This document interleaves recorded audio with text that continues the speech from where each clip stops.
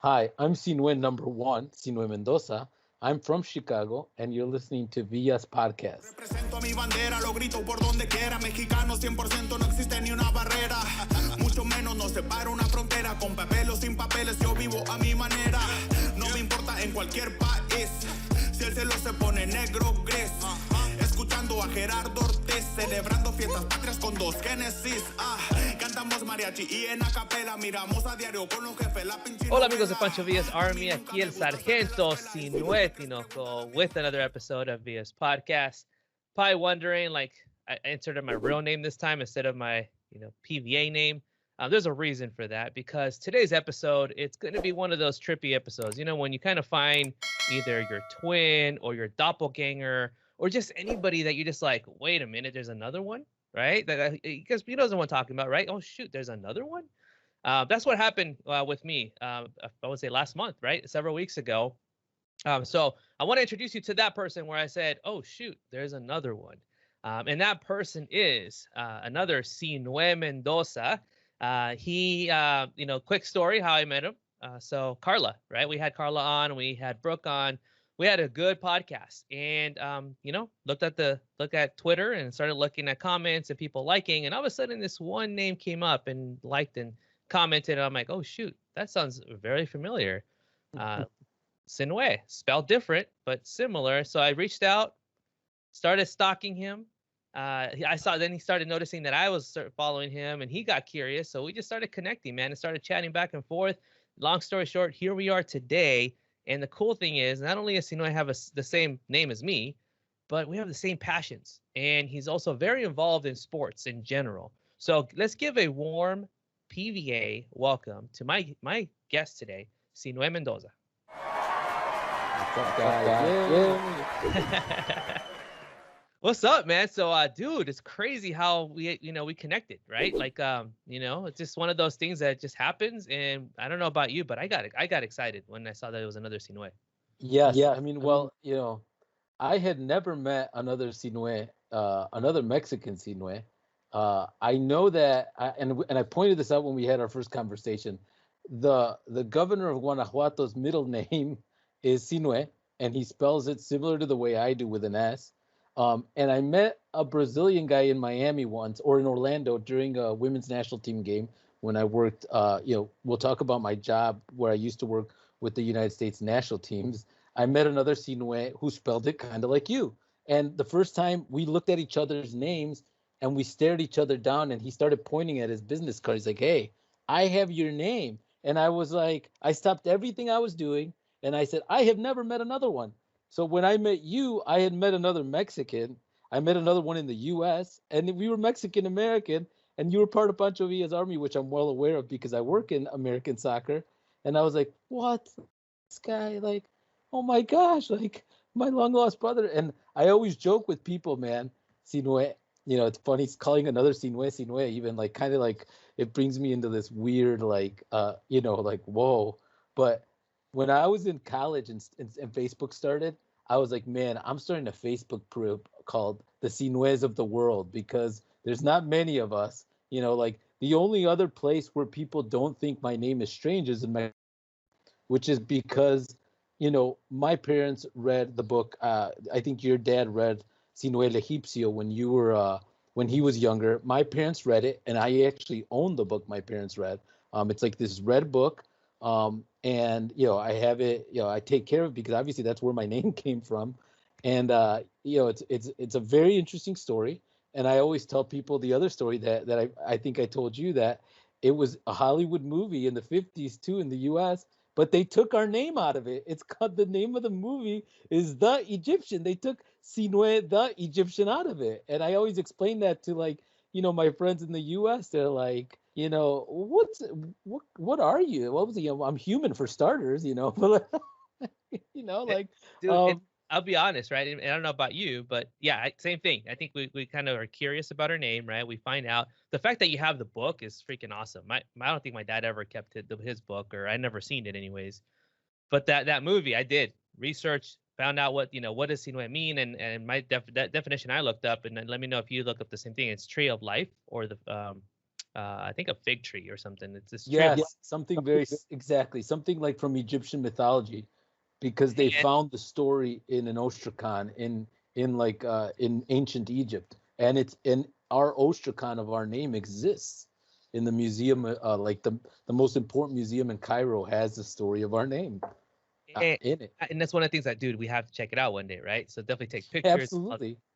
But someday when the Mexican national team Egypt, you know, we'll go check it out, you know. There you go. All right, lock it in, folks.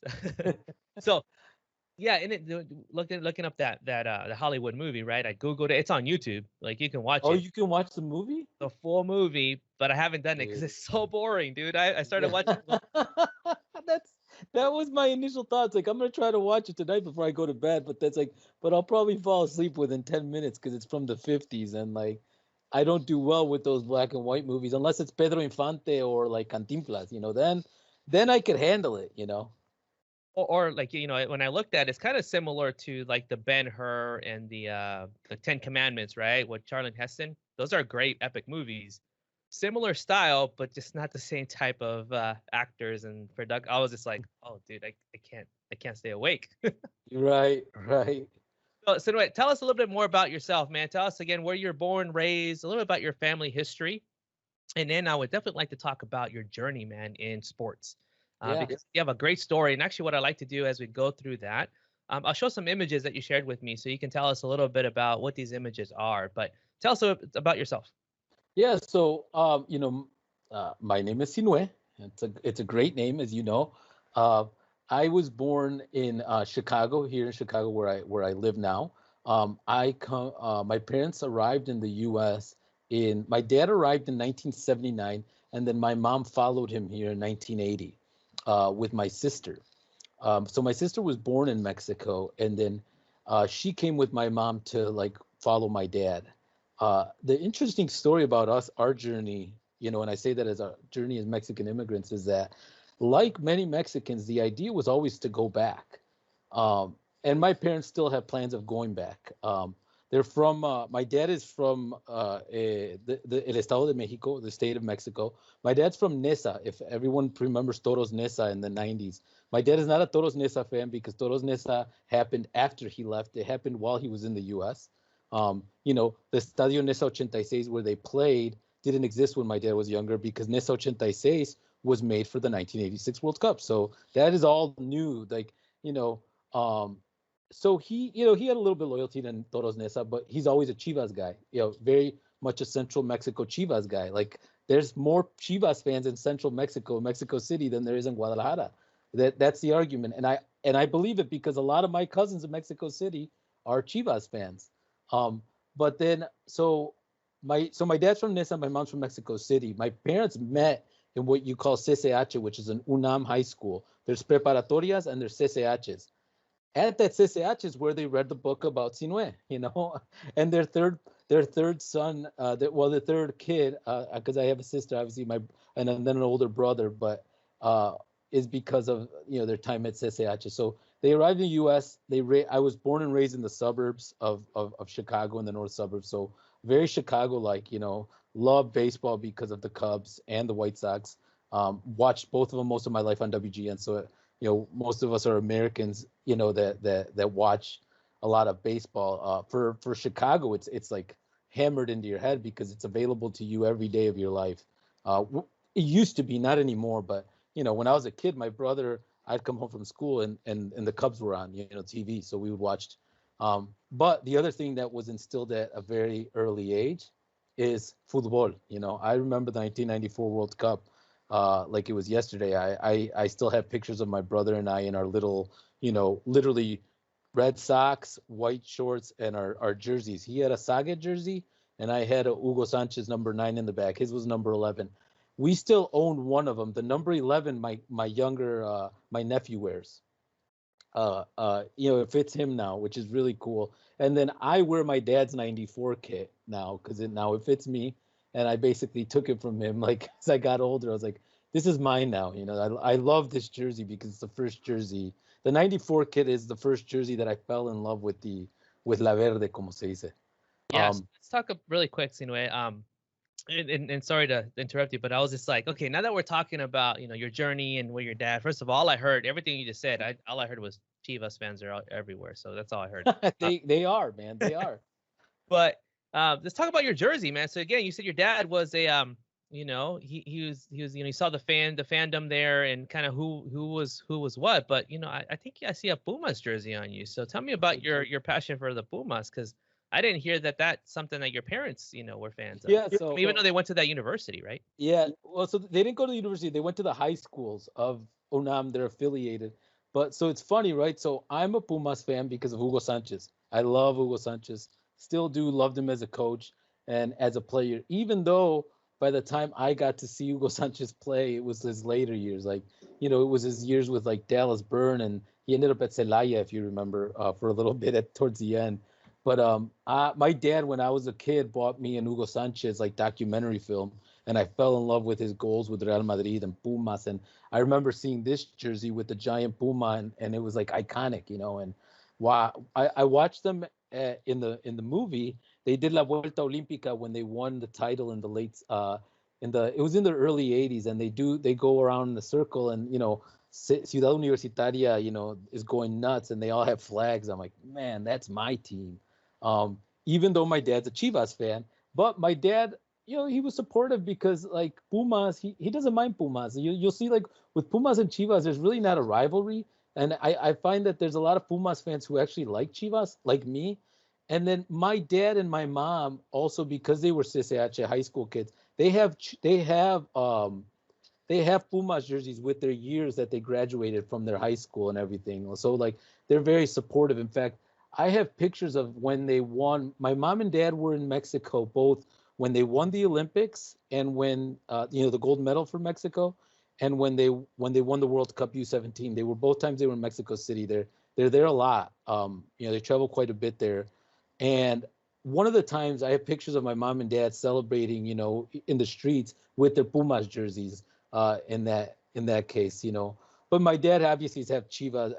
Every Chivista has the red and white. I have Chivas jerseys as well because I tend to have my loyalties towards Chivas as well, But Pumas is I think I told you this before. Pumas has the greatest Mexican players that have ever played have been Pumas.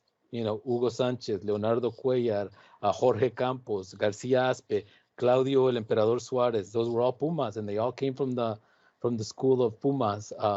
Maybe not so much recently, but in the history, Pumas has had the best players, in my humble opinion. So therefore, you'll notice with Pumas people, the love is strong, And if you go to a Pumas game, man, it's at another level, man. The loyalty is beautiful, and like the environment is crazy, Like it's kind of like I when I went, not too long ago, like about 3 years ago, it was very much like a American college sports environment. It was really crazy. Everybody's into it the whole time, and people are chanting "Y todos se saben las porras," and younger kids, because they're a lot of university kids are fans of the team as well. It's a very, very unique situation as opposed to going to a Club America game at Azteca, which I have done. That's a little bit crazy, but it's also different because it's Estadio Azteca is gigantic, so it kind of eliminates that great atmosphere that could exist at Azteca when it's like a full house. Because I've also been to a Club America final at Azteca, and it was awesome because it was like shaking. There were so many people. Like it was very dangerous, and like I probably wouldn't do it again at my age now. But like I remember at the time I was in college, it was awesome because like the thing was shaking, and like the fans were just going crazy, and like you're in an earthquake zone in Mexico City, so the first thing you're thinking now is like, dude, not only is the stadium shaking, if there's an earthquake right now, we're all shaking in an earthquake zone in a 100,000 seat stadium with 100,000 people in it. Well, I think there's been stories too. I think when Mexico, I think there was even one in the last World Cup where Chucky scored that goal against Germany, Yes. where that the fans created a minor earthquake, right? I think Yeah. because it's in such a in Mexico City, right? It's constantly sinking, and it's just not in a It's in solid and it's in a good ground. earthquake zone. So I mean, it makes sense that that would happen, man. I mean, Mexico is just it's this earthquake capital, but I can see the fans making that happen. But let me ask you this follow up, Sinhue. So yeah, dude, awesome. Thanks for that story. I would agree, dude. I think Pumas definitely has one of the best jerseys. I mean, there's just such a cool image, dude. I think of all the clubs in all the countries, dude. I think it's definitely up there. If it's not, I mean, in my opinion, it is. I don't know if there's an official. There probably is somebody, some super soccer nerd probably created a list of top jerseys of all times. But I'm confident it's one of those iconic ones. Let's talk about your history with sports, man, because we know that you have strong roots, like a lot of us, from our parents, growing up watching football and other sports, whatever that is. And I know some of our parents also found a connection with baseball and whatever that is, but definitely soccer is rooted big in our upbringing. So tell us about your connection growing up, and what was your tie-in with sports as you started developing your career? So I grew up, I loved sports, and it's cliche to say it because everybody loves sports, right? The majority of people in the world will likely love sports at some point or like sports, right? I loved them. My brother and I were obsessed with, like, my brother and I had the privilege of growing up during the Bulls in the 90s, right? So we were watching the Bulls, man. We would start playing basketball either outside or inside the house. Like, we had a basket that we put in our room, and we would play with like a sock, our tube socks, like in a bally. I nos poníamos, shoot around, and Michael, you're Scotty. We would play, go at it. We would watch boxing, dude. We would literally get in there and we'd box in our room by ourselves. My brother and I were roommates basically our whole life. But again, we were obsessed with sports, man. Watched college football on Saturdays, NFL on Sundays. Everything you can imagine, and we would get on our bunny ear TV set. We would watch the damn sport, right, that was on. So, and then my brother and I played, right? The only sports we were played, those are the ones my dad wanted us to play and liked to see, like working class Mexican father. So we played football, which I loved, and I played American football, and I loved baseball. So when I was in high school, I played 4 years of American football. I was actually a kicker. I was a very good kicker. I could kick a 45-yard field goal, and I've done it. I've done it at an NFL stadium as recent as like 4 years ago, because my colleagues at the U.S. Soccer Federation, I told them I could do it, and they laughed at me. And I was like, okay, go get a ball from the Titans, and I'm going to show you. Y que les enseño. I kicked up. But, beyond that, I wanted to work in sports, man. I wanted to figure it out. So I was like, well, I'm going to be a sports reporter. So I figured out a way to go to college to be a sports reporter. And I went to Northern Illinois University here in not far from Chicago for 2 years. But after being there for a couple of years, I said, well, I need to go to a bigger university like Syracuse in upstate New York.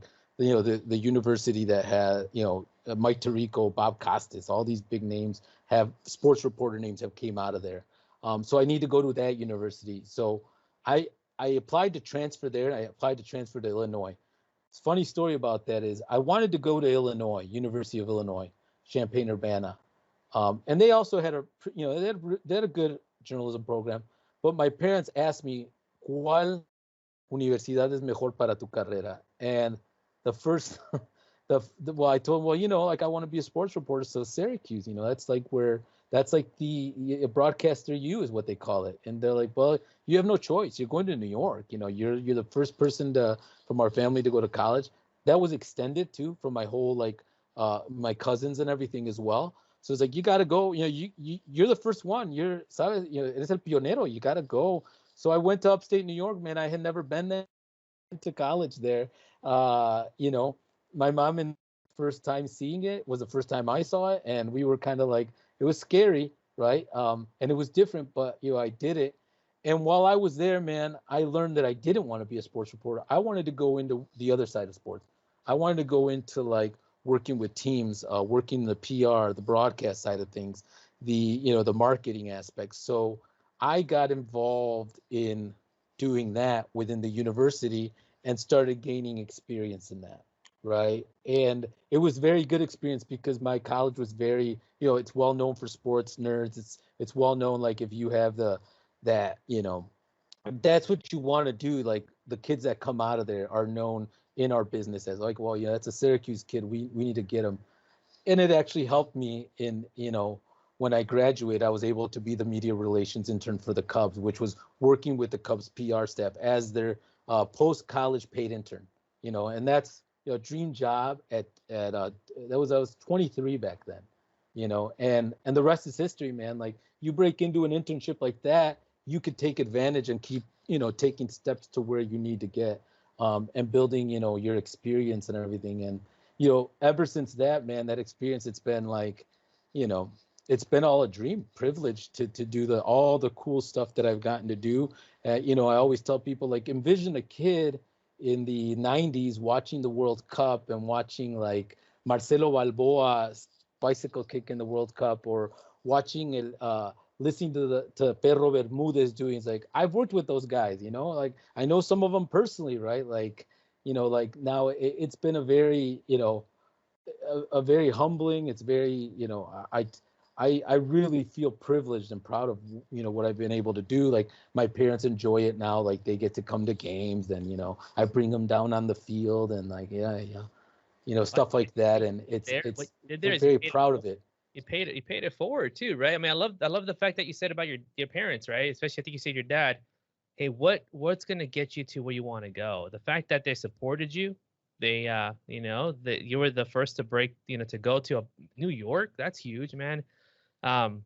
And now that you're able to do that, and I think a lot of us, right? And I think for a lot of our parents, they want us to do better than what they did, right? Where they are. I want you to do better than what we did, and that took a sense of pride, right? When you see that, and you see your kids advance and do better.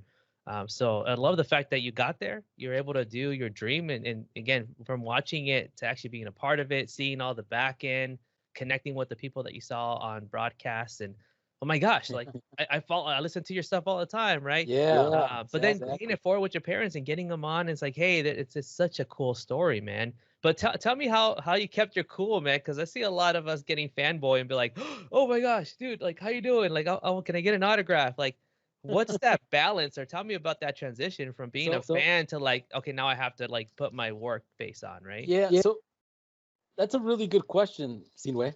It feels weird every time I call you Sinhue, but that's a really good question, because I think I was fortunate to have gone to a big time college, right? So working big time athletics at Syracuse, because our basketball team's a big time program. Our football team is considered a big time program, even though it hasn't done as well as it was in like the 90s and the late 90s. But I was exposed to big time athletics in that sense, right? And then not long after college, I was able to get my dream job at a very, being in media relations for the Cubs is like being like, I gave game notes to Lou Piniella when he was the manager of the Cubs. Every single day, my job was, when game notes were printed, I went into the Cubs clubhouse, the locker room, and I would give the notes to the people that needed them. And then I would literally go to Lou Piniella's office and give him his notes. Now, that experience was awesome, and it was unreal, because at the time, like, I was a huge Carlos Zambrano fan, right? The pitcher. And like, I was like literally working really closely and up close with him, right? But at the same time, there was a job, right? And it was a job in the end. And you learn to like, well, they're also just humans, and they're just there to play, and they're very fortunate to play a kid's game and make money doing it, right? And I had a job to do, because I had to go after I gave Lou Piniella notes, I had to go up to the press box and do notes somewhere else and go all like, right? So, but I was very fortunate to do the Cubs at a very, up close and personal, very fast in my career, where I learned like, hey man, you're here to work, buddy. You're not here to like, yeah, you love the Cubs, and you're very privileged to work at Wrigley Field every day of your life. But in the end, you're a member of the front office, even if it's just for a season, and you're here to do a job, right? And it changes that, right? Because due to that, like think about that, right? Growing up, you're a Cubs fan, right? And then you're going to work at Wrigley Field when you're 23 and you just got out of college, and you're like, well, impress me more, right? Like, what's next? Like, let's go work at Soldier Field, and let's go do Estadio Azteca, But that's I guess that was I was fortunate to have gotten, because I know people in the business who do cool stuff later on, and they're like, wow, I can't believe I'm on the field. I'm like, yeah, it's cool, but like at the same time I enjoy that because I remember how privileged I am to do what I do, right? Like, yeah, you know what, I'm gonna take a step back and I'm gonna say, man, shit, this is really cool. Like, think about, like, tú hubieras soñado estar en esta situación, pero no te lo no te lo esperabas, y ahora, ya lo haces, as a career. Like, I can remember the first time I went to Wrigley Field, right? And it was like, wow, I was working there, and I've had other experiences like that where, like when I went to Estadio Azteca to work, and when I've done like a bunch of bigger games, soccer games, I'm like, wow, I just got done doing this, like, y pensar, where I came from, right? Like, it's a humbling, and it's I really do consider it a privilege, and it keeps me hungry, right, to continue to get more, right? So I haven't done this yet, why not?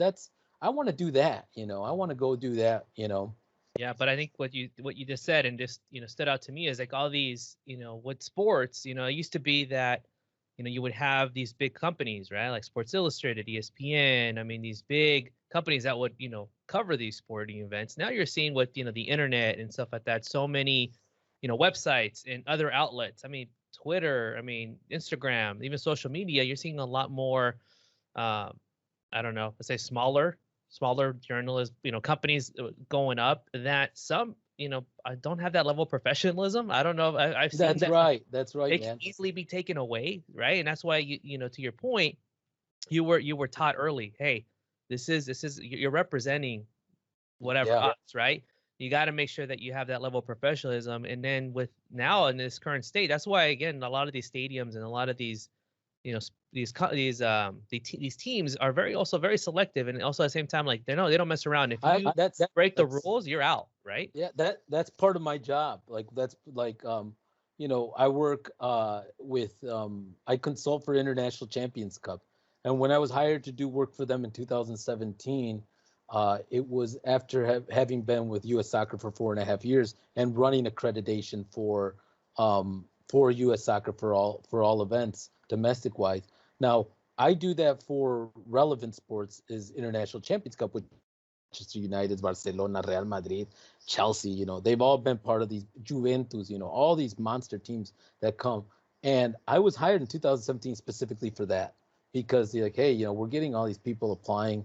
They were open with me. Like, we were openly, we were a little bit more open. That was a mistake, because you can't have these people who are like Manchester United fans show up to a press conference with a Manchester United jersey, and then they're trying to like take selfies with Wayne Rooney in the mix zone, or like, and I'm okay with being the bad guy. And look, I know I've made some like frustrated people in the past, or but you know what? In the end, look, you have to look at it in my shoes. My job is to protect those players and those teams, and want them to come back to the U.S. to play. I'm not saying like they're they're these gods or everything. No, yeah, sabes qué, like the same should go for las Chivas, and the same should go for si fuera el Alianza de El Salvador. ¿Sabes qué? Son jugadores, son profesionales y se merecen el respeto de ser jugadores. And the other thing is, like you said, man, some people are there to work, like the Sports Illustrated guy that still gets paid to write, right? And the guy that works for, like, let's say the Los Angeles Times, they're there to write. Like, can you imagine being them trying to write, and then next to them is someone taking selfies with a jersey on? Yeah, that aggravates them, man, because they hold themselves to a high level, and they're deep down, they're also fans too, right? They admire, like, they probably admire Raúl Jiménez, o tú sabes, o un Pulisic, right? They admire them too, pero no se van a poner a tomar fotos with the players, right? Like, so you bring up, like, yeah, these days it's even getting harder to do the type of job that like someone like me does for a tournament like that, or for like a soccer game, or any other event, because I do it for other sporting events too. It's like, but you also have to look at it in this, hey, whether people like it or not, it is about money, right? And people pay for that access. And why should you as a fan get that access without paying for it?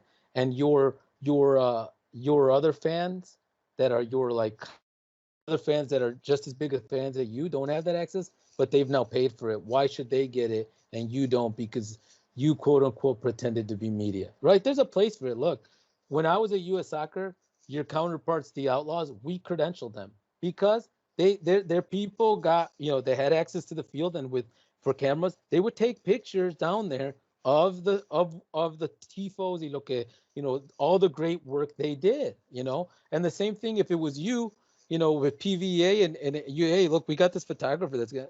I mean, I'm going to give them the access because for one, you're an ally, you're affiliated to the, you're bringing the greater good to the organization, right? That's why for me, like PVA, I was always, when I saw it happen from the ground up, I was like, that's a good, for one, that's a really good idea. If it's done right, it's going to be really good because there's a lot of people who are like that PVA target audience. In fact, I'm one of them, even though I work for U.S. Soccer right now. But like, it's like I like the Mexican national team, right? And I know for a fact I'm not the only one. There's millions of me out there, like, but So but you know I what I'm want to saying? stop Like, right there. Oh my gosh! So this is great. This is why I can't wait to then hear how that is, right? But yeah, again, first of all, thank you. And then again, it's opportunities and it's connections and it's building that allyship between our organization, what the different sporting stadiums and teams do, that allow us, like you said, the access and the opportunity. But again, not take advantage of it. Make sure that we also put on people that are professional. right. They're not going to put a bad name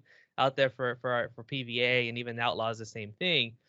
But yeah, but then you have these situations there, Sinue. Do you work for U.S. Soccer, but you're a Mexico fan? Tell us how is that, man? Do you have to like be a closeted Mexico fan around your colleagues? Do you have to like be like I Superman and have a jersey underneath, and then once it's yeah. ready, go to a phone booth if they still exist and come out like super Mexico fan? Like tell us about how the life See. is of a Well, of a, of a Mexico fan in U.S. so I should say how I broke into soccer. I worked for Sporting Kansas City in 2011, um, which is crazy now that I think about it. I'm looking at the years. It was 10 years ago around this time of year when I moved to Kansas City to work. That was when they rebranded and they had Omar Bravo. So I actually got hired to go do marketing PR for the rebrand, with a concentration on the Latino segment, and the fact that they had Omar Bravo. We have this Chivas superstar. I was like, I know damn well who Omar Bravo is. Like, he's the leading scorer in Chivas history. And Chivas back then, man, it was still like up there with Club America. Like Club America has now probably surpassed them because of their success, and rightfully so. Look, I can let Cesar lo que es el Cesar. I don't, I'm not a big fan of them as a team, but they are where they are, right? I Because almost, of the almost, success. almost turned off your mic there. I almost turned it off. I'm like, quit talking all this. Love. All right, keep going. But what I'm getting at, so it's like I was there for a year, and I worked with Omar, and I worked.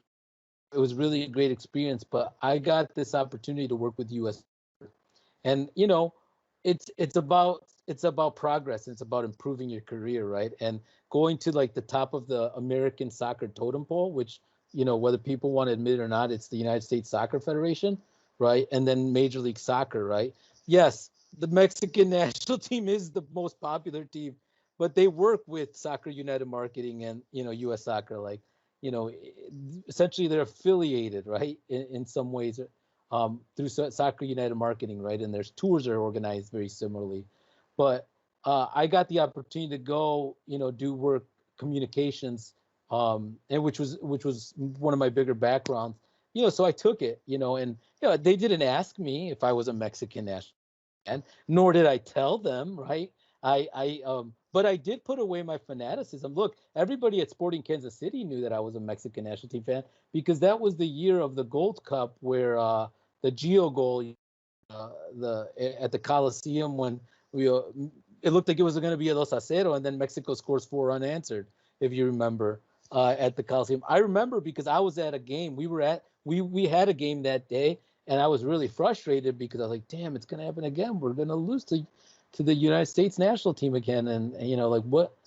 This isn't right, But yeah, they ended up winning, and I was obnoxious about it. But which made it funnier because when I got the job at U.S. Soccer, it's like some of the people at Sporting Kansas City were like surprised and kind of like almost like, dude, really? Come on, like you're like the biggest like Mexican national team fan. But you know what? Like I was very professional about it.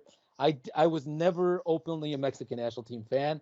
I didn't cheer for them. Like look, I didn't even cheer for the U.S. even though I gained a loyalty for the U.S. Right, the U.S. national team while I was there. I was happy. When things went well for both.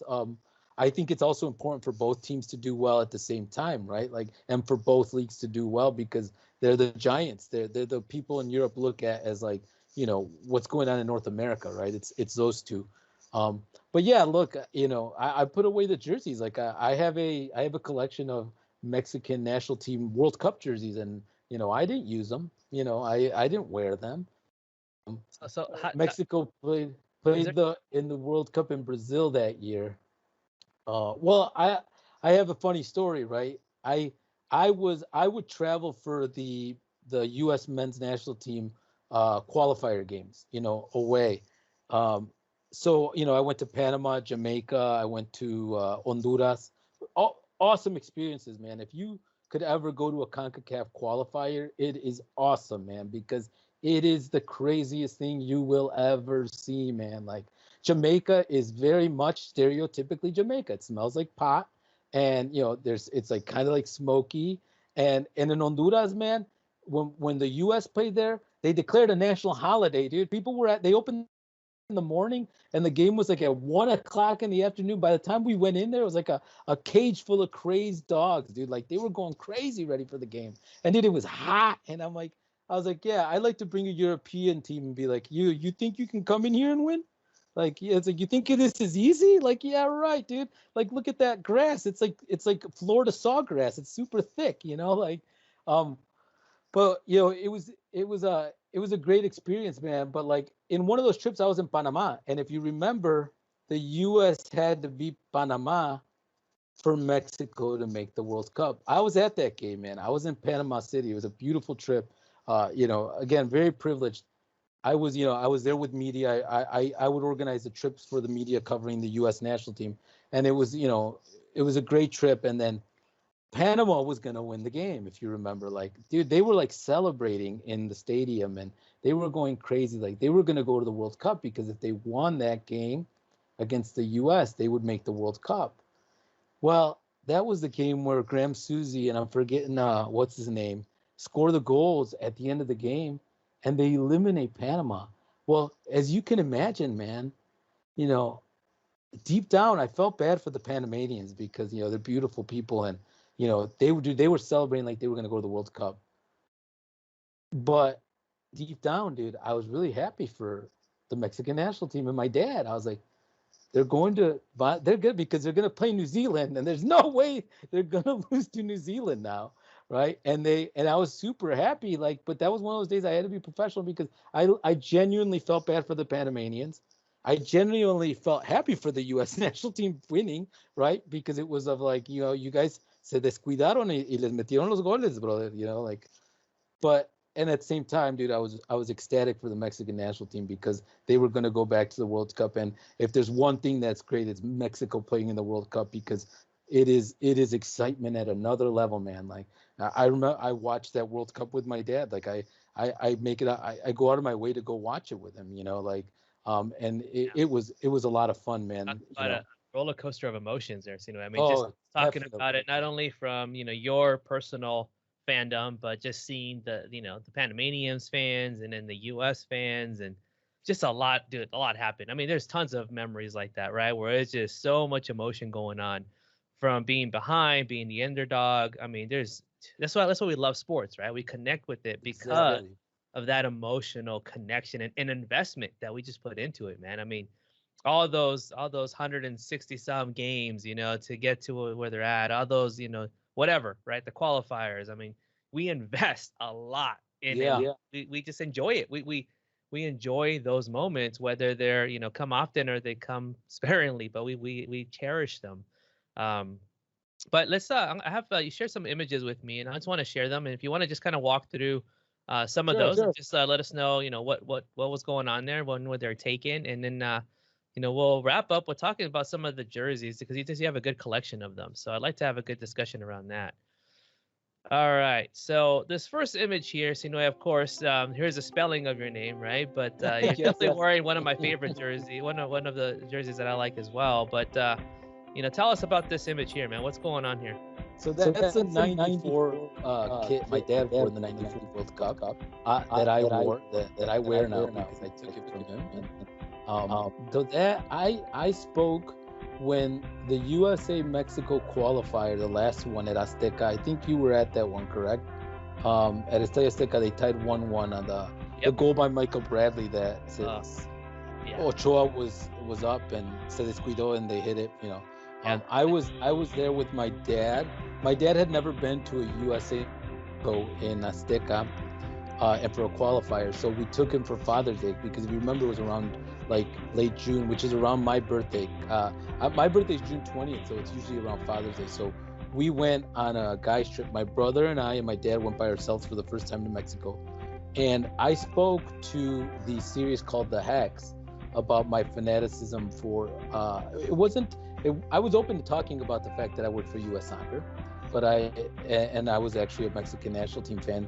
But they were like, yeah, we don't need to touch that, but we want to talk to you about being an American and being a Mexican national team fan. So that's me at outside El Ángel de la Independencia on Reforma in Mexico City, talking to them about my fanaticism. Now, what you can't see is I'm wearing white shorts with American blue stars on them, which I wore them to the game as well, because I was also representing my country. I'm proud to be an American. I'm born and raised in the U.S. My brother served, so we're very American in that sense, but we're very Mexican, connected to our roots because we're there. Now, funny story about that is my former boss at U.S. Soccer saw that episode of The Hex is what they call it. It's done through MLSsoccer.com, and he saw it and he noticed that I was on it. And I was talking about being a Mexican national team fan. Now, the day after the game, there's only so many flights from Mexico City to O'Hare in Chicago, which Chicago is the home of U.S. Soccer. So I get on the plane with my dad and my brother to get, to fly out back to Chicago the next day after the game. And in the front of the plane is Brad Gazan, who's from Chicago. I don't know if you knew, but the goalkeeper, Brad Gazan, is from Chicagoland. And my former boss, they're in the front, they're in first class. We were coach, right? And we were going, and he sees me, and it's really slow when you get on the plane. And he's like, yo, he looks at me like really like serious. And I was like, come on, man, like what the hell? Like he never knew, right? Like that I was a fan of, that's how good I did at being professional and like not talking about my fanaticism and that I liked the Mexican national team. That he was like, really, man? Like, come on, like kind of se sentía como traicionado, like I was like, yeah, well, man, come on, you had to figure, right? Like, come on, like, there's my dad, like my dad's in like his Mexico jersey, my brother's wearing a Chivas like 90 with the mixed lube, and like the funny thing is my former boss's dad served in Vietnam, right? My brother served in Iraq, so like I was ready to be like, look, you're gonna tell my brother he can't be a Mexico fan, like the guy who served in Iraq, like go ahead, like, you want to tell, like you can question me, but you can question the guy who served. Like he can do whatever the hell he wants in this place now because like he served 3 tours of duty in Iraq, like just like your dad did in Vietnam, right? But he was cool about it. He was kind of just like, come on, dude, like the rivalry, it's huge. No sé, like se sintió un poco traicionado. I get it, but I'm like, come on, dude, like, well, I've been wearing that green jersey since I was like 9 years old, man. Like, give members a hard time too, man. I mean, there's a couple members that I've seen with like U.S. jerseys, and I'm like, dude, what are you doing, right? It's just what we do, man. You just got to give each other a hard time, and that's hilarious, though, man. It's fun. I like it, man. The rivalry, as we get older, I think gets more friendly too. Like, it's okay to like both, even though you love the Mexican national team, right? Like, Look, with the women, I like the women's national team a lot for the U.S., but I'm also very much a big fan of the women's national team, Mexican national team, because it's a lot of Mexican American girls, so it's like it's a lot of connection there. A lot of connection to those girls that they're like from LA, they're from San Francisco, Arizona. You're like, man, that's one of us. Yeah, exactly. Similar environments to us and stuff like that. Yep. What about this one here? Speaking of that, women's championship. Tell us about Yeah, so that was when I did that was a 2014 women's championship to go to the World Cup or the Olympics. I can't remember. So remember, I'm a Pumas fan. So that's the longtime coach of the women's national team of Mexico is Leonardo Cuellar, Pumas legend and 1978 World Cup guy who I idolized. My dad liked him because he's from my dad's generation. And there I was, man, in a press conference with Leo. And I got to know Leo from working I worked a lot of women's national team like events, and like a lot of times we would play them in friendlies, and I got to know Leo. Again, a very unique situation, man. Like I used to have like a picture in my locker in junior high of Leonardo Cuellar with the Levi's kit, the one we've talked about before. It was white, it was really ugly, but I had a kit with him because, I knew Leo Cuellar played for Pumas, and I knew that he played for the Mexican national team. So like I idolized him, and here I am, man. I'm in a press conference with him, and like, I remember sending it to my mom and dad. I'm like, hey, look, this is thanks to you guys. Like, this is the journey. Like, I'm in a press conference with Leo Cuellar, and like, what an honor that was, and a privilege to do that, right? Like, it was like one of those full circle moments, if that makes sense. Yeah, man, it totally does. That's awesome, bro. That's awesome. And of course, here's another image as you go along, right? Another. Is this the same championship, or is this a different? No, event? this is me doing International Champions Cup. So International Champions Cup, you end up wearing a lot of hats. So that day, the person who was supposed to be there to do our pregame flash didn't show up. So they needed someone to talk to Pep Guardiola before the game, and I was like, I'll do it. Why not? It'll be fun and it'll be an honor. Talk to Pep Guardiola for flash pregame. Let's do it. So I went and I jumped in and did the Pep Guardiola flash. And not only that, man, the other one I did that day was Pochettino. So it was Pochettino and Guardiola. Imagine that, like in the same day, I got to do flash for both of them. And it was an honor, man. Again, it was one of those surreal moments. Like shit, like. I sent that one to my dad and my brother. They were really proud. They were like, man, like, wow, look at you. You're estás con Pep Guardiola, like the guy, like, for me, it's like, yeah, I know. That's why I sent it to you. This is very exciting. Like, I knew exactly when they're like, hey, can you do it? I was like, yeah, I guess I could do it. I'll step in. I'll do Pep. Dude, him and I go way back. Yeah, well, that's crazy, dude. And being ready. I love the fact that you just went, yeah, let's go for it, man. Yeah, well, look, and I was nervous, but it's like, ¿sabes qué? You only live once, dude, and like you have an opportunity. Te va a tocar, are you gonna have the opportunity to do this with Pep, and have that image, in your career, right? Like it's like, wow, If you would have said no, you would have been back like, dude, why did I say no? Exactly. I would have been kicking myself in the butt. But here's this next image, dude. And it's funny. I should have put this right after. I didn't even know that was who that was, right? But you talk about Cueva, dude. Here's the jersey you're talking about, right? Yes, dude. That's. And then that. Your idol, dude. I mean, that's that V-neck too, man. How sick is that jersey? And the long sleeve, that man. I might think that might be the greatest jersey they've ever worn, like, because it's so cool, man. I don't see many people wearing it, man. It's rare. I think it's rare to find that baby, man. That's a beauty, man. The way they did the stripes on the sleeves, and it's a long sleeve and a V-neck, and their set of hair looks so badass too. On the phone call and be like, hey, Hugo, you still have that jersey? Hey, you know what? Would you mind partying away with it? Yeah, I kind of want it. Yeah, thanks, Hugo. Appreciate it. He probably does, man, because like that guy, I've heard stories about how big of a fan he is of himself. Like he had a statue of his chilena built at his house. Dude, have you heard that his story? Interviews, right? He has his interviews. Yeah. He has all his awards and trophies. Yeah. I mean, but you know what? Like I always say that, like some people like hate on Michael Jordan. It's like, man, but if you were Michael Jordan, or like if you were a Penta Pichichi, like, you kind of like, kind of know what I'm He's doing. actually not a bad guy either, dude.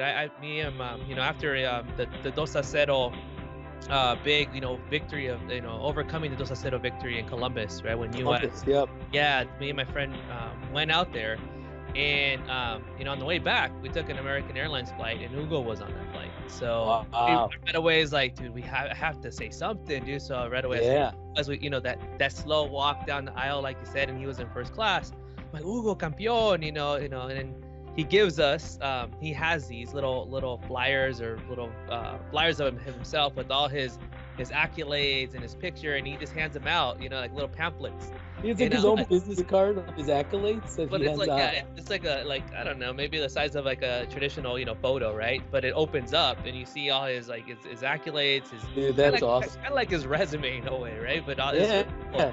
So I grabbed that. I'm like, dude, this is awesome. And then we leave, and I'm like, do I have to get his autograph? Why didn't I get his autograph? Exactly. So we're like, okay, where is he at? You know, of course he left early. We're in coach. We're like brainstorming, dude. How can we find him, dude? This is a crazy, you know, busy airport. I'm like, well, I think he lives in San Diego, and I'm like, well, let's look at, you know, the next connection to San Diego, right? So we looked it up. We found the gate. We took off running. You know, we're looking around, and he was sitting at a restaurant, you know, waiting for his food, and we like went up, dude, and he was totally cool. Allow us to take pictures. Wow. Sign his little, you know, his little pamphlet thing, and you know, for us that was like a dream come true, dude. Yeah. Seeing him being cool and not being, you know, not being like, I'm too busy. I mean, I can imagine he was broadcasting, probably busy all day, flight. I mean, I can see him being tired, dude. Like, I don't want, but it was really cool that he took the time to do that for us. Yeah. That is very cool because see, I wouldn't have thought he would be like that from the stories I've heard. But that's really good to hear because, you know, again, he's my ultimate favorite, like, you know, player of all time. So, you know, and I know there's a lot of people who despise him. So, you know, like, it's good to hear like, hey, this guy's you know, he was good to these guys who just went up to him and asked for an autograph, which, you know, can you imagine a guy like that? You know, he probably gets it all the time, you know, people bothering him with all sorts of questions. And we don't understand the level of how it can get tiring, man. I mean, we see it as like, you know, hey, we're your fans or we admire you. You should always, but at the same time, and we're human beings. Like, isn't there times where you're just tired? And you just don't want to, you know, don't want to interact. I mean, especially if you've just been doing it all day, dude. We got to be understanding in that. And that's why I think it's hard for me anyways, to be like, dude, I don't want to bother him. You know, like I don't. And I guess it's one of those things that not take it personal. If they say, you know what, not right now, it's like, okay, maybe it's not time. Yeah, like I see it all the time, man. Like people saying it to like play, like, oh, my kid went up to him and he's like, not right now. It's like, dude, you know, really, you got to look at them in their shoes. Like, you know, I'm not making excuses for if there's bad athletes out there who are, but, you know, like they don't live, they're very busy as much as you think that they're just like, you think it's like high school football or something, right? Like, or soccer, where like you just go home and go eat or something and do your homework. Like, no, these guys, like, they have a whole day of like, you know, a lot of people watch film and, you know, they have a life, you know, some of them have families, you know, like. So now me and him are best friends. I'll just call him up for that jersey, and I'll get you one too. Like, but speaking of jerseys and things like that, one of the things, and I don't know if you know this, Zinuhe, but one of our new shirts are come out, new logo, and I'm actually wearing it right now. But you, man, dude, what do you think about this jersey, this shirt? I like it. I would see Ejército de Pancho Villa. I like it. The iconic eagle and you know, devorando la serpiente, as they say. I like it, man. And I like the stripe of the the Mexico color, dude. This is just gonna come out, you know, beginning of the month in February. So when this comes out, dude, but you know, I love that we're constantly trying to find, you know, those imageries, right? Things that connect to us and those symbols. Absolutely, man. But yeah, man. So just to wrap up, I want to also give a quick shout out to Carla and Brooke. So I had them a few episodes back, and they challenged me to try Soy Chorizo, right? Soy Chorizo, whatever he calls it. Have you had that before, bro? I have. I don't eat that much chorizo as it is. When I was a kid, it made me sick. I had like a chorizo con papa, and I got sick from it. I've gone back to eating it, but to be honest with you, I've never been big on chorizo as it is.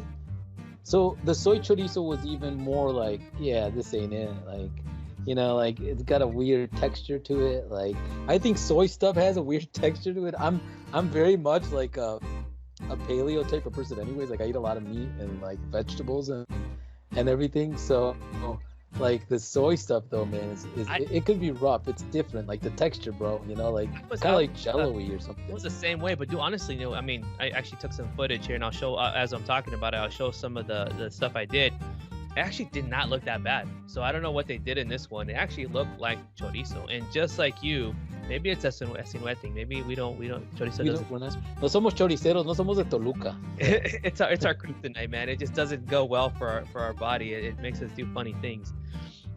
But no, dude, it actually turned out pretty good. It tasted well, and I did not get the after effects that I get after eating chorizo. And I don't know, is it because of the way it's served? I just don't feel good afterwards. And it was pretty good. So, I got two tortillas, got some tortillas, put it in with some huevo, mix it in, make some guacamole on the side, put it and made a taco out of it. It was actually pretty good, man. I'm not going to lie. So I'm going to tell Carla, hey, you know what? So far, I'm a believer. I'll give it a try against and because I wouldn't eat chorizo by itself. It just doesn't do it, but this actually worked for me. So, and sis, at your points, give it a try. Maybe you got the one you got was a little off. It did not look. It looked like actual, like I got chorizo, dude. Like it was the texture. It did not look weird. It did not, come alive or make noises or do. My favorite thing about the soy chorizo is that you think about it like as Mexican Americans, you read in Spanish too. It looks like I'm chorizo, like the soy chorizo, And like I've seen so many memes from it. Like the first thing you think is like, oh, that's hilarious. It's true. It's like reading I'm chorizo. Like yeah, you sure are. Like you sure are. They're trying to convince you that hey, whether you believe it or not, I'm soy, but I'm chorizo. And that reminds me, man. If you ever get a chance, you should make your way to Toluca. Have you ever been to Toluca? No, I haven't. Toluca is not far from Mexico City. In fact, I have cousins that live there. Dude, Toluca is an awesome city, and it's where chorizo is like the primary. And so like they have markets everywhere and chorizo everywhere. They have green chorizo. They have like stuff you've never ever seen before, right? And like I've never been to El Nemesio Diaz or Bombonera, pero that's one of on my bucket list is to go back to Toluca because I went to go see it, the old one, but now like you see it on TV, man, it's gorgeous, like the yeah, I need to go check out, man. The fact that you just said, it's there's so much to explore, when I go out there. Yeah. So I think I don't know about all of you, that's been listening to the podcast, man. I'm inspired, dude. I can't wait, dude, to just start exploring, but also hopefully, by hearing, Sinue's story, you're inspired, to pursue, whatever it is that you have a passion for. Sometimes we have, some doors that open for us. Sometimes, they don't open for us, but we have to find our own path. Just whatever that is, man, go and continue to pursue that, connect and find ways. But I think the biggest, lesson or takeaway too is also be professional. I mean, you're it's a privilege that if you have the opportunity to be in a position where you've always dreamed about, don't fuck it up. Don't mess it up, man. Be professional, take advantage, take in that environment, but don't do anything that's you're gonna regret and all of a sudden it's gone, right? And it can easily be taken away after working so hard. So Zinuhe, any final thoughts? Anything you wanna close up with that you're either working on or something you have passion to share with us? Any projects? So Wednesday is National Girl and Women in Sports Day. So I want to, I'd like to say, I'm not sure when you'll air this, but, Wednesday, February 3rd will be National Girl. If you know someone who works in sports or a professional athlete that works in sports, make sure you celebrate that day because we've seen a lot of the work I do, is involving women's sports. I've done work with women's softball, professional softball, and I've worked a lot of women's soccer, and I had the privilege of working with the women's national team in the U.S. So it's very important to me, and I'm very proud to see what's going on. And Wednesday we'll be celebrating that, and I really want to ask everybody to, recognize like what's going on in sports all around has been great. Support the women's national team too. Support Liga Mix women, support the NWSL, support the sisters. I like to use the term sisters for our Latina sisters. Like I'm inspired by them all the time. Like I follow some of them on Twitter and Instagram, and I see like all the positive stuff they're doing, and how fast things have moved, for them. And I'm really, really happy to see Liga MX as well doing a lot of great work. But like if the women's national team comes to your town, go, have PVA go there, like support them the way the American Outlaws support the women's national team, right? Like they do those tifos for them when they go in there, right? Like, and everything. But because we spoke about this earlier, man, a lot of them are like you and I. A lot of them are from California, or not so much Chicago. Not so much a soccer talent as down in the South. But like what I'm saying is like, same thing. Like this summer, the Mexican softball team is going to have the first ever time that there's going to be a softball team from Mexico in the Olympics, and the majority of them are Mexican Americans, like who are from San Diego. I've worked with a lot of them closely, but a lot of them are Mexican Americans like you and I, Zinuhe. So again, let's get out there and support them, because they really need our support. And honestly, I love watching softball. I like watching women's soccer, right? Like it's entertaining. They are the best at what they do.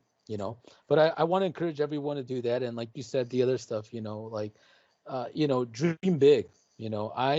At this age, I've worked with the Cubs, done a lot of stuff that I never thought I'd imagine when I was like 9 years old, watching World Cup soccer with my dad. Now I've done stuff that, him and I never imagined. And even my mom, who's very supportive of my passion for sports.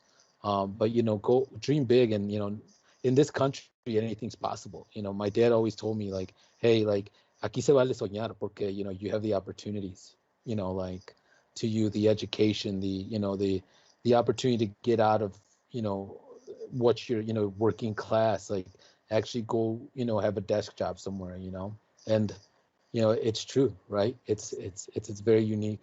Awesome, man. Well, thank you for that. Yeah, we definitely want to support women in sports, and like you said, continue to grow their platform, grow, spread Absolutely. the word. And to your point, yeah, we definitely, a lot of our members are doing a good job in supporting them. Very good. I mean, one of our members in North Carolina, Chico, has actually built a good relationship with several other women's soccer team in Mexico, right? And reaching out to them and supporting them. And I think that was an image of him holding his baby, like trying to get their attention, and they're like, "Oh, watch out! You're like Michael Jackson, dude. Don't drop that baby, right?" But exactly, dude. Thank you again, Zinuhe. It was a pleasure, dude. It's always nice, I just came to the conclusion that all Zinuhe is a freaking awesome. So hey, yeah, thank you. Yeah, if you have a kid on the way, consider naming him Zinuhe, because we're pretty cool.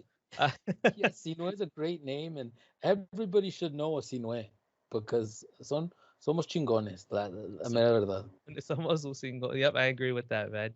So again, it's Sargento here from Phoenix all the way to Chicagoland. The other Zinuhe. Thank you very much. Hasta la próxima, amigos. Don Vicente, un chingón para cantar. Jimmy humilde, que historia para contar. Y hay un chingo de estrellas difícil para terminar. Y la banda norteño, nos enfiestamos. Son las 3 de la mañana y no paramos. La cerveza en la hielera las enfriamos. Y aunque lleguen los azules, nosotros no nos calmamos. My name is Sinhue Mendoza. I'm from Chicago. I am a sports consultant, and you are listening to VS Podcast. Okay, perfect. So that was a good run. Let's do it again, but now let's get some energy in there, man. Let's go. It's two Zinuhes talking at once, man. Come on. It's like Spider-Man seeing Spider-Man in a multiverse. Come on. I'm gonna say I'm Zinuhe number 2. No, I'm gonna say Zinuhe number 1. Yo soy el primero, cabrón. Yo soy el primero. Even though, okay. Well, even though you were born 4 years before. All right, man. Let's do this.